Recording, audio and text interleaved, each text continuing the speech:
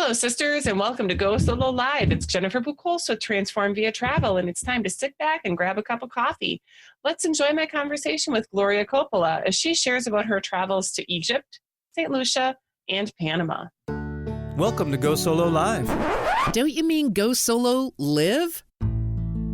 Have you ever been asked, why on earth would you travel alone? Go Solo Live not only answers that question, but celebrates life as a midlife solo traveler. This is a safe place for women to come together to reminisce about their travels, encourage others to travel, and to dig into the real lessons learned from these journeys. Now join Jennifer Buchholz with Transform Via Travel as she and her guests share stories of the solo travelers of midlife women. Thank you so much for joining us today, Gloria. Hi, thank you, Jennifer. It's great to have you here, and we are going to dig right in and get started. So I'd love for you to start by sharing with us a little bit of where you were at in your life when you started embarking on solo travel. Well, the very first time I went solo was right after a divorce. And I was about 30 years old. And, you're going through a lot of changes in life, being a single mom with two teenagers and starting a new business and terrified and excited all at once. And I was, wanting to go somewhere, didn't have anybody to go with. And I just decided I'm going to do this for myself. And I was scared. I was really scared to go alone, even though I had been traveling since I'm 5 years old and loved to pack that suitcase. I was scared. What's going to happen to me going to someplace outside of the United States by myself? So where was the first trip for you? The island of Saint Lucia. And why there?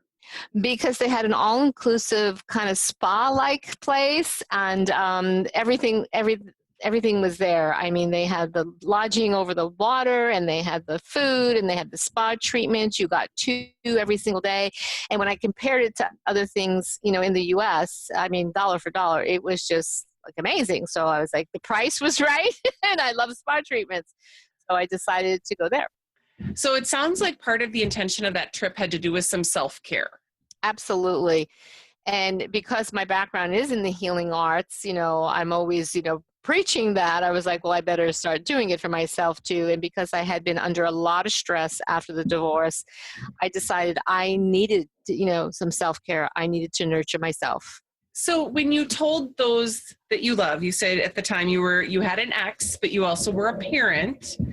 When you told those you loved that you were going to travel solo and take this trip alone, what was their reaction? Actually, most people weren't surprised because I tend to do a lot of things out of the norm in life. So they were like, okay, here she goes again. She's just doing something she wants. And that's kind of in my nature. But this was a little different because it was the first time exploring outside the country. And when I got there, on that plane, I was frightened. I was like, what am I going to do? What if this doesn't work out? Who am I going to meet? I was scared. Well, so what year was this approximately? A long time ago. Right? Well, let's see. It was in the 1980s.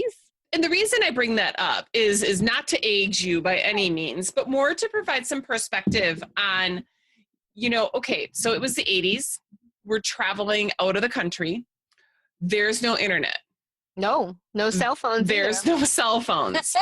There's no, when you are traveling in those times, it doesn't matter if you're in a very, Western area or not, you're really not in communication with anyone back home. No. So while in some ways that can be a very isolating experience, I would imagine, what were some of the other feelings that came with being truly on your own? Even you're at a resort, there's people around, you don't know anybody. Well, I'll have to be honest, because once I got there and walked into this really magnificent, place and was looking at all the architecture and the flowers and smelling the frangipani, I forgot about the fear. And my room wasn't ready and I didn't get upset. I was just like, okay, I'll sit out here amongst the flowers. And the bellboy was absolutely gorgeous. So the eye candy was great. So the fear literally just laughed because I was in a place of experiencing sensations okay, through my eyes, visually a beauty, through my nose and the smells, through the handsome young men, all of it. And it was such a peaceful place. Coming from a very hectic, chaotic place, I was very aware of the shift in the energy, and it just felt delightful. So the fear just was gone from that moment. So what were some of the things that made you feel really comfortable then in this place? So you had imagined that it was going to be a place where you could get pampered and do some self-care, which is great. What was it really like when you got there? It was more than I imagined. The room they upgraded me in was overlooking the Caribbean. Like, who can complain about that? I was moving slower, which was different for me because I was a very fast-paced young woman all the time, juggling a lot of things in life. So that felt really good. I had to climb 94 steps to go up to the spa. Wasn't always so pleased with that at first, but I decided to shift perception in everything, and that's part of my gift, to see things differently. And while I was climbing those steps, I was looking at the bougainvillea and the plumeria and out over the water and the different shades of turquoise that I forgot there was even steps to climb to get to my destination. And then the other really cool thing I noticed, Jennifer, was at dinner when we would go eat, the majority of people there were married. And it was interesting to see, especially coming out of a divorce, it was interesting to see how many couples were not really engaging and even talking. And it was kind of sad in a way, especially, grieving my own, divorce here. And then it was a few nights that, I was getting all nice and tanned and stuff, and I came down to the room where dinner was, and two of the gentlemen that worked there, because their policy is not to allow single women to go to a table alone, which was kind of really cool.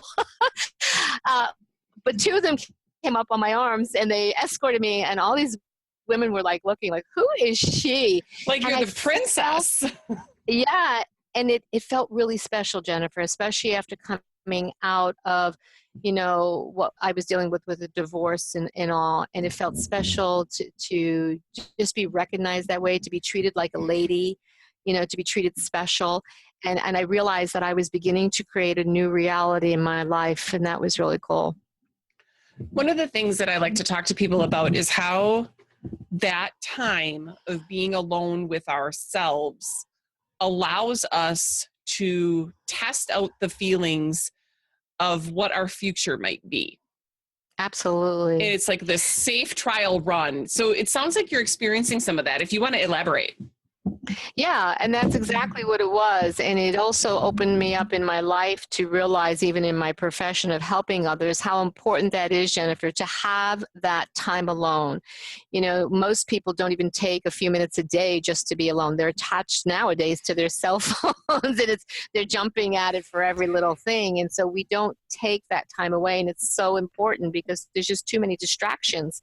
And when work is busy and relationships are busy and, kids and motherhood and all, how often do you really stop, like they say, and smell those roses and really become aware that life can be different? It can be, it can be everything you want. I listen to people in my coaching practice over the years and their struggles and, settling for what just is. And it doesn't have to be that way. Absolutely. But, one of the things that I like to talk to people about is how we get very used to playing our particular roles in our families, in our relationships, at work, whatever those are. And those roles can become somewhat confining.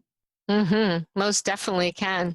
It definitely can. So the ability to step outside of the role and not worry about taking care of anyone else. How often does an employee, a wife, a mother, a woman get time to say, it is just about me? Not often, that's for sure. And sometimes they're afraid to do that, getting out of your comfort zone because you're in a pattern, you're repeating patterns every day. You have a certain, I get up at this time, this is what I do. I hear commonly, I'm busy, I can't do that. When everyone has the same amount of hours in the day, and it's where do we want to prioritize? Even if it's in the bathroom, you close the door and you get away from everybody, and you take a nice soak with candles and music and stuff. It's so important to have that downtime and get rid of the mental chatter, because when you get rid of that chatter, you can begin to hear more about what's really important for you and tap into intuition and imagination, which so often doesn't get paid attention to, for a lot of people. Absolutely. Well, so let's keep talking about that trip to Saint Lucia. And I'd like to know, for you, once you got there and you were truly immersed in it, what was the biggest challenge for you? Climbing those 94 steps. Yes, but the payoff at the top sounds fantastic. Yeah, the biggest challenge for me was taking it slow. And there were all kinds of classes they had and everything. And I just wound up doing all the spa treatments, not the aerobics, not this, that. And so somebody at the facility kept saying, oh, you should go do this. You should go do this. And so then you begin to feel like, oh, I need to do more. I need to do more. And then you realize, wait a minute, I came here not to do more. And so that was the challenge, those voices from other people, which we often hear telling us what to do, and then the voices in our head saying, oh, well, yeah, maybe I should go do that class. Now, I will admit, you'll get a kick out of this. I did wind up going to one because this gorgeous guy from the Caribbean said, you should come to my buns and abs workshop. And so that sounded good because I got to look at his. That's awesome. Good call. I would have been all over that. Yeah, so that wasn't work to me. That's fantastic. Well, but let's take a second, because people should us all the time. All the time. So we should ourselves. We hear it from others. Even our social media is shooting on us all the time. And it's hard to stop that chatter and really say, I get that. One of the things that I have allowed from when I travel solo is I say, I can do that the next time. And I don't mind revisiting a city. I actually love going to a city once to get my footing. And then the next time I go back, I'm more experienced, so then I can take my travel to the next level. And I'm not always talking about exotic places when I'm doing that, but it still is a great experience. And if I allow myself the freedom to say, next time I'll put that on my list and I'll check it out, it gives me that permission to accept that I might not be in the place to want to do that at this point. And it might be a great idea, but I don't have to do everything that somebody else says is a great idea. Exactly. And giving yourself permission is a beautiful, beautiful thing. I think we need to do that more often. One of the things to me, Jennifer, is not putting things off. And the reason being is loss has been profound in my life since the age of 2.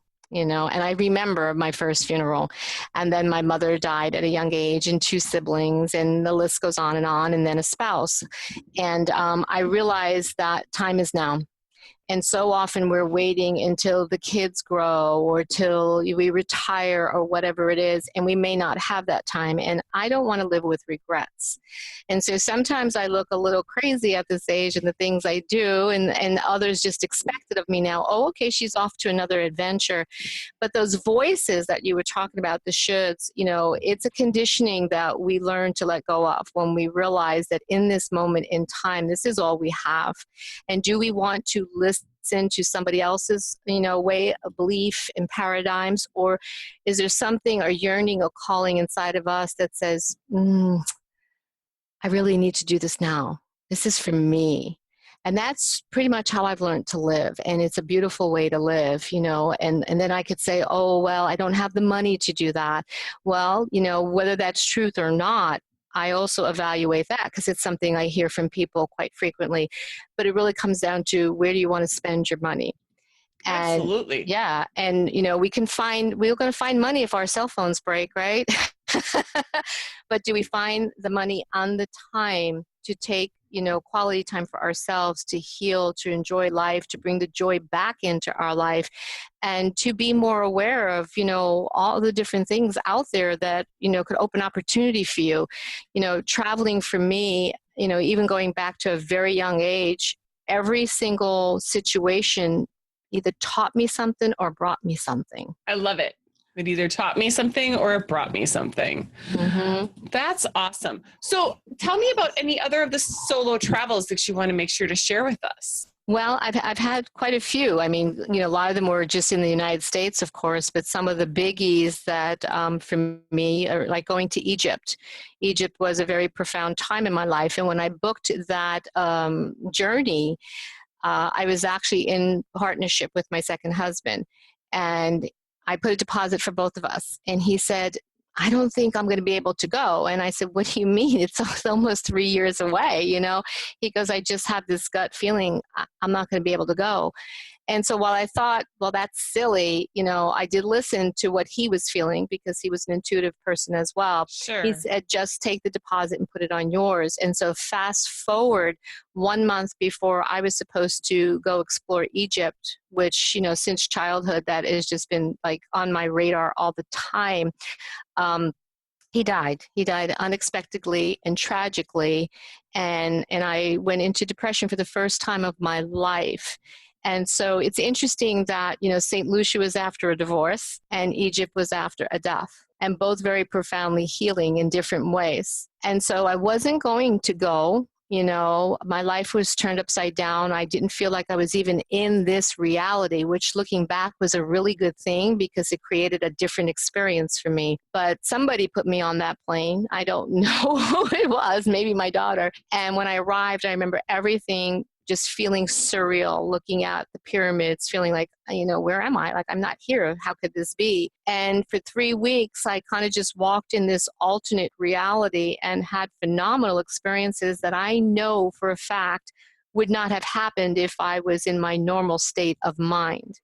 And so the things that got brought to me were the gifts of knowing how thin that veil is to the spirit world, and the connection with my husband was so clear, and the messages and the things that were happening just shifted my entire perception of where he was and how I can get through life. That is super profound. I mean, we all go through those journeys, in our own way, but part of that is by not being in your normal space, right? You were open to all of those other sensory explorations.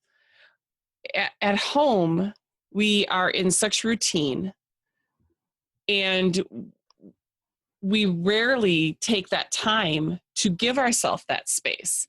Yet when you travel, if you allow it, that's all that it's about. So almost what a gift. It was a gift. I actually went into a tomb in the Valley of the Kings that we weren't supposed to go into. It was closed. It was under construction. But my intuition was telling me, go up this little hill, by the sand dune. And so I listened. And, nobody was watching, and I just went. And I was reading the sign, and it was the biggest, most magnificent tomb. And I had to chuckle in my head and, kind of talk to my spouse that just died. And I said, oh, no wonder you didn't pay for the trip. You're already here, And I was being told that the wedding ring, even after only 1 month, was going to have to be buried up there. And I was like, how am I going to do that? And then Jennifer, out of nowhere, this little Egyptian man comes over the sand dune and says, just a couple words in English, that's all he knew, I have key. And because I had no fear, I was in a depressed state. I didn't care if I lived or died, to be honest with you. I had no fear. I went into this tomb with him, and we were walking down long corridors, and he was explaining things to me in his language, but somehow I knew what he was talking about. It just, in my cells, I knew. And we kept walking deeper, deeper, deeper into this beautiful, magnificent tomb. And then there was a ladder that went down, and that's where the sarcophagus was going to be. And he wanted to take me down this makeshift ladder, And for a split second, the human part of me was like, oh gosh, no. But something pushed me and said, go. And so I climbed down with him into this space and got to witness, one of the most incredible pieces of artwork, and again, in his language, telling me about the family and everything. And I'm thinking, how could I understand him? I don't speak this language. Wow. And then we were going up and out, and I knew that I had to, bury the ring there. And it's really funny because I have a friend, Jennifer, from Egypt. And when I told him this story, he said, you went to a different Egypt than I know. We got to bring you back to the party Egypt. And I said to him, the guy didn't want money or anything. And he said, I don't know where you went, but it doesn't sound like Egypt, Wow. So my perception, my reality was totally different. And once the guy left and locked up, I sat there and I was crying, and I heard God from the heavens say, now you're ready to move on in life. And I'm thinking, what? But he was right, because the rest of that journey through dreams and all brought me to other places. And one of the other places since I was a child, also wanted to go to was Hawaii. And when I got home, I wound up packing up, selling everything I own, including the house that we had just moved in, and left for Hawaii about 9 months later, and went for 1 month and stayed for 7 years. And so, everything unfolded, and in Egypt, a dream that I should go to Peru and do missionary work, which I ignored for a couple of years. But while I was in Hawaii, all these coincidences were happening around Peru. And I'm like, what? Well, maybe I need to pay attention. And so I was spending the time in Hawaii also going through my healing process and getting more in touch with nature and realizing how important nature is to heal, and studying with Kahuna as well. That showed me new perception on, what reality is or isn't. And then something came across my path to go to Peru, and I wound up on a missionary trip, and working in these orphanages and these children just blew my heart wide open. And I realized that God had timed everything perfectly. My trip to Egypt, my trip to Hawaii, and my trip to Peru when I was ready to open my heart again. Well, and part of that is the spirit that you have that allows you to stay open to those messages when they come. Absolutely. And that's something that I find not everybody, is doing. And that's something that I like to bring in not only my coaching, but in the trips that I design, to have experiences through the different situations or the places we travel, so that they become more aware. They heighten their senses. They start trusting their intuition. They learn what their purpose is on a greater level. And so that's where all of this has brought me in life. And it's pretty amazing. That's awesome. Well, so let's continue to talk a little bit. We've talked about your growth. We've talked about some lessons learned. And I know that you've gotten perspective on your life, but has your worldview changed at all? I mean, again, it seemed like you were a pretty intuitive person going into some of this, but how has that changed your worldview? I have to say that my view has always been different than everybody else's. I think my gift is perception. It's just like even watching all this politics in the world, it's just like listening to people. I have a different perception. I look at things from a different level, and I see that our purpose, which is part of what I help people discover, our purpose is really important. And so, knowing what my purpose is and what I can contribute to this world helps me see, pretty much everything differently. But going to these different countries, especially third world countries, or having different experiences, even in a place like Italy, which brought me a lot of joy, you get to see how people live. You get to be humbled. You get to explore. You get to do things maybe you never did before in life, even the elegant things. And so you come back to your world, and you realize, wait a minute, which one did I create? Well, I created both of them, didn't I? Which one do I want to live? Absolutely.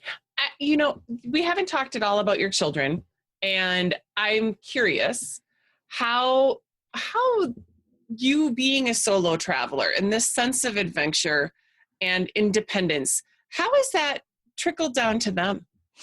That's interesting. I have a son and a daughter, both grown with their families, and my daughter and I had spent most of our time together, so she gets me, I think, a lot more sometimes. She's the encourager. I think she's the one that put me on that plane to Egypt, We had a talk about a month ago, and she says, Mom, why don't you just move to Italy? You love Italy, And I was like, yeah, but it's so far away from family. And see, her perception is you just get on a plane and it's all okay, or we have so much technology, we're not that far from each other anymore.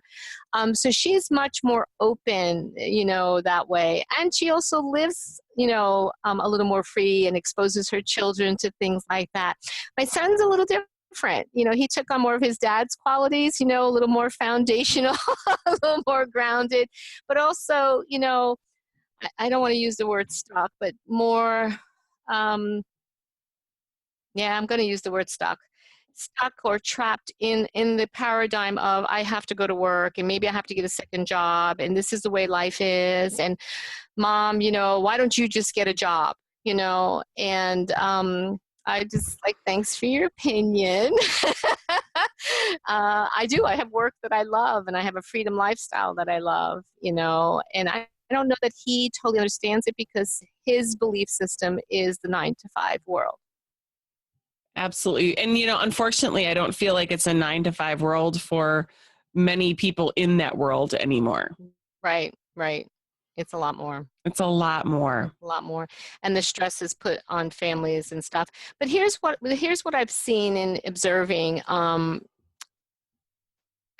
you know, the more that I watch, for example, you know, my own family people, you know, members, the more that I watch them do what those voices tell you you should do. Get this job, buy this car, buy this house, buy this dress, get this cell phone. It's only $700. The more they're spinning on that hamster wheel and they don't see the way out. So they don't always get how someone like me can just take off and do these things. And honestly, I know, live cheaper and wiser than most of them and yet explore more. So when I made the choice not to be part of that paradigm, you know, my adult life, you know, it opened up a lot of freedoms that I see other people don't open to because they really think that's all there is. That's the way to do it. And someday maybe I'll get ahead or maybe I won't. You know, I create my schedule, which is great. You know, I encourage other people and try to coach them into taking that step out of the box of what, you know, life looks like. Absolutely. You know, and when people say, you know, well, I don't have the money to go do that like you, they probably have more money than me, you know, to be honest with you. But I choose to prioritize how I spend my life and where my money goes. And so I don't waste things on expensive cell phones and all these, you know, other things that maybe they enjoy, you know, and I'm wiser in my decisions because that's how I choose to live. Absolutely. You know? Yeah. Well, and when you it sounds like you're keeping it all in alignment. Mm-hmm. And that's what's most important. It's difficult to have the conversation of, well, I wish I could like you. Right. But in many cases, whatever that is, if I could work like you, travel like you, whatever that is, there's two sides to that coin. Mm-hmm. If you want to do like me in that fun respect, then you also need to do like me in maybe this not fun respect. Right. Right. Everything has sacrifices in life, you know, everything does. And I recently took a part-time job just to go explore that world again. You know, maybe I was missing something, okay? Because I had the time to do it, and I was in this redesign mode of my life, my career, and I just thought, you know what, just to get out, I'm going to go take a job. And the job wasn't the issue. I could do the job was fine. But because I'm an observer and I feel around me, I thought, gosh, people work in these negative environments. They survive in this all day long. And I watched each day that I was there just how miserable everybody was, including the boss, you know, like just yelling and angry. And there was no reason for that. We worked with animals. Like, come on, you know. Wow. Yeah. And it was a beautiful place. But it really made me realize what people settle for, you know, in a job. And I thought, gosh, how long could I stay here? And my daughter's like, oh, Ma, just stay and, you know, meet people and have fun. I says, well, if I was having fun, that would be great. But I'm not. And every day became drudgery. And so I put myself in the world for a while of other people, you know, that maybe have to live that life or have told me they live that life, and waking up saying, oh, God, I got to go to work. And I didn't last there as long as, you know, probably people thought I should, and that's okay because I didn't listen to the shoulds. I made a decision, you know, I'd rather put my time into quality things and create a life I want the way I want and not be miserable and tired and negative around all these people. And, like I said, I live with the attitude life is short. And when you've lost people in your life, you realize, where do you want to spend your time? And now I know some people can't leave their jobs. I get that. But you can change things if you want to. You can. Absolutely. And I think, I actually came from a corporate management background. And, I remember having hard conversations with my employees saying, you do realize that you are choosing to come to this job each day. Right. And you're choosing then how you feel about it. Those are part of your choices. Once you've chosen that, then when you're here, I expect that you behave in a particular manner and not really tolerate some of that frustration that comes all the time, because it's reminding people sometimes that you have a choice. If this is no longer the best choice for you, and it may have been at one time, you are grown and you can go make a different choice. But if you're not going to make a different choice and you are going to stay, you can't make everybody miserable. Exactly. It's kind of like the title of your show, Go Solo, right? And travel in life, wherever it is, even if it means go solo, and move yourself out of a situation, even within the situation. How can you be different? Absolutely. How could you make that journey better for yourself and your coworkers? I know. One of my girlfriends is an amazing career coach, and so many people go to her thinking that they need to leave their jobs. And honestly, a huge percent of them stay at their jobs, but they've changed how they feel about some of the triggers at their jobs, or they've changed how they think about the work that they're doing. And they're going in, again, more actively making a choice. And we all know that when there's a decision or a change forced upon us, our initial thought is resistance. And when we're choosing to go do something, we're often more engaged. Yeah. So the same thing with our travels, the same thing with our life. We have the opportunity to choose differently. Absolutely. So, and instead of complaining about things, change it. It's just like when I decided to leave that position, I wrote a letter. Didn't know how it would be received. It doesn't matter, but the interesting thing is, through the grapevine, things, you hear things have changed. And I even received an email from a woman that also decided to leave, who had been working there for years, apologizing to me. And she said, you know what? I was negative and I was mean to you. And I went for a job interview and they were warm and welcoming. And I remember you telling me on your first day you didn't feel warm and welcomed. And so, if you change one person's perception, like, wow, that can change a lot of things in the world.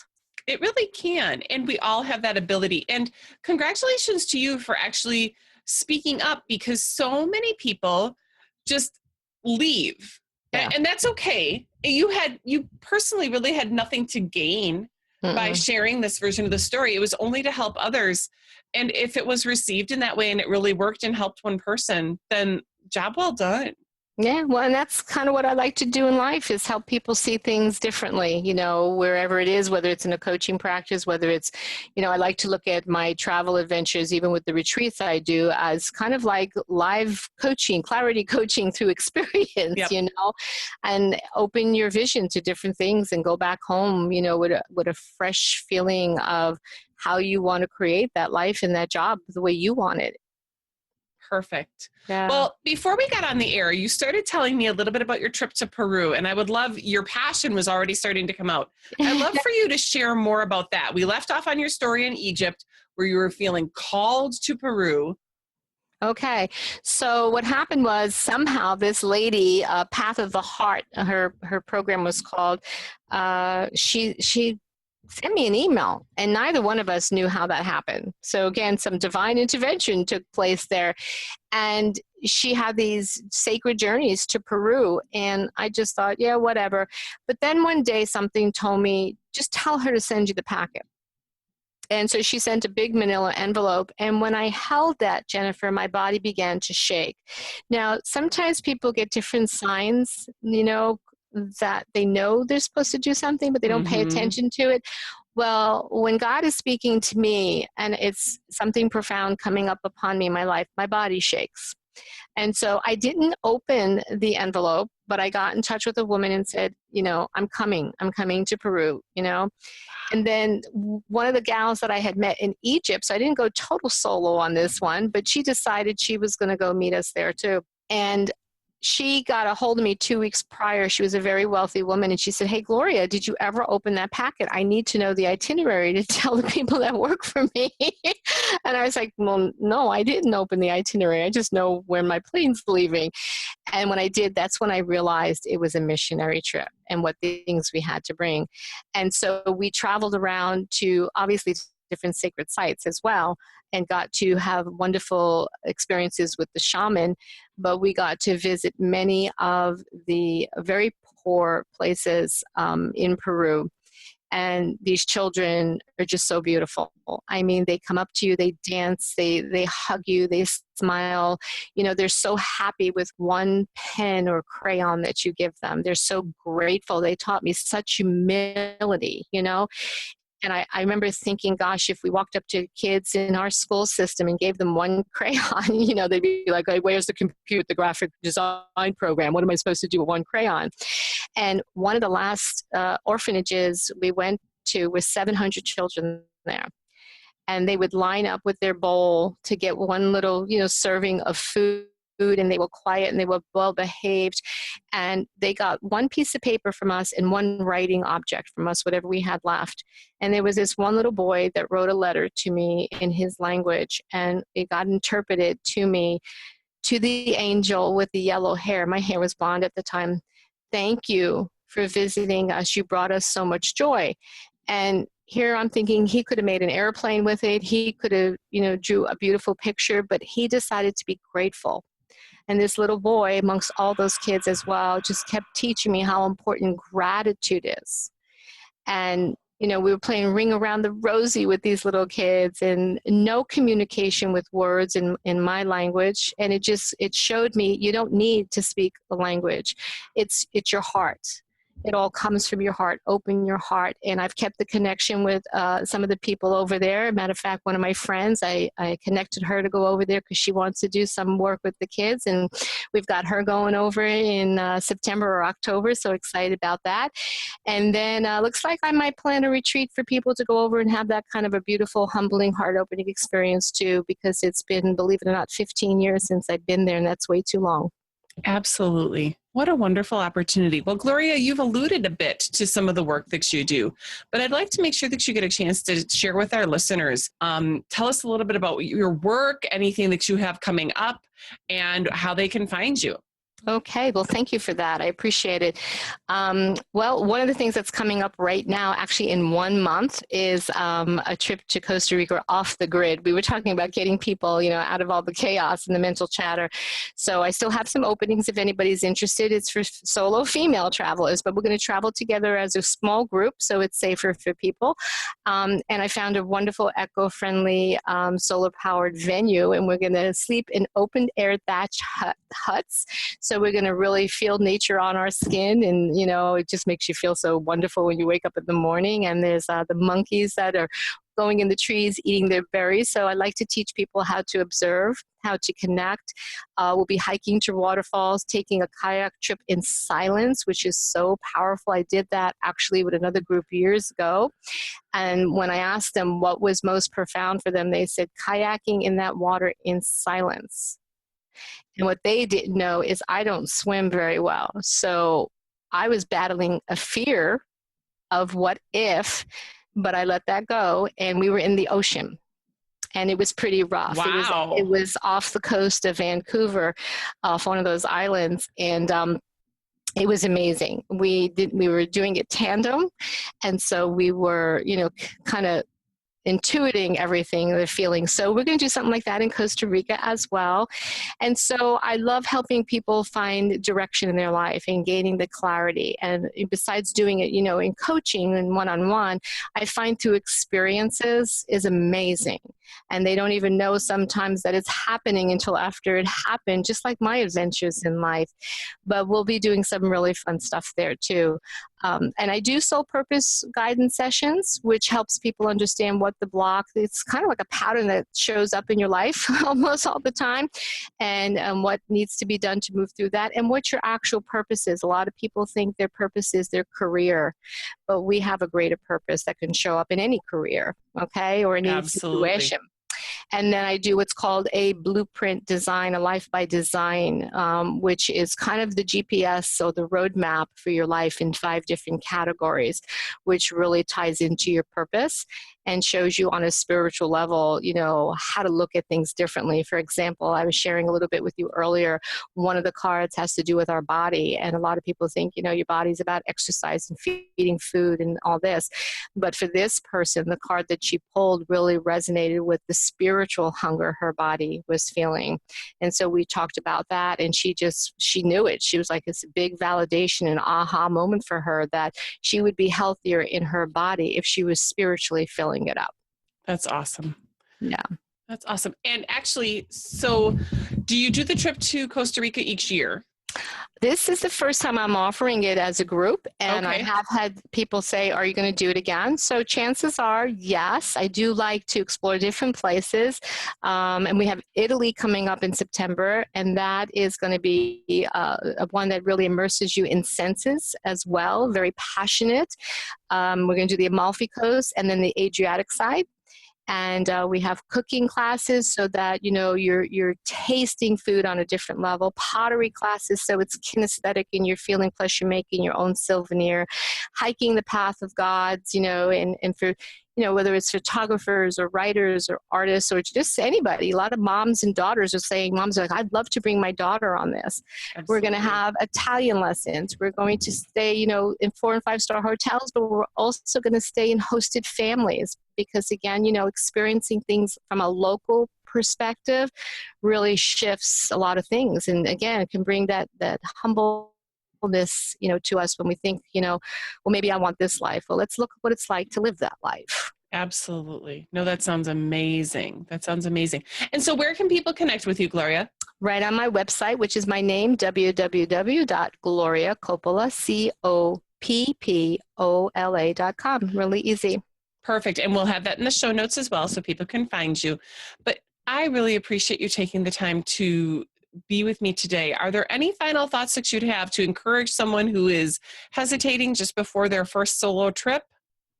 Just jump. You know, you can't have regrets in life. You just can't. If you have a feeling, if you have a yearning, if you have a calling, there's something deep inside your soul that's saying, do it. You've got to do it because it may open a doorway of opportunity. You may meet your soulmate. Who knows? You know, you may have the healing of your heart that you always needed. Listen to the calling that you're getting. Well, and I love the idea of no regrets is often we regret what we haven't done versus what we've done. Absolutely. Wonderful. Gloria, it's been a pleasure learning with you today. Thank you so much for joining me. Well, thank you. It's been a pleasure chatting with you. Wasn't it great to hear the stories that Gloria shared with us today? I loved how she spent some time really talking about intuition, following her gut, and using all of her senses throughout her travel. I was able to really connect with that, and I hope you were too. So we've reached the end of today's episode, but the conversation doesn't have to end there. Go to www.transformviatravel.com to join the Go Solo Sisterhood Facebook community and share your thoughts. If you like what you've heard, please invite your friends to listen to Go Solo Live. If you want to be a guest, reach out to me directly at Jennifer@transformviatravel.com. And until next time, remember to go solo, not alone.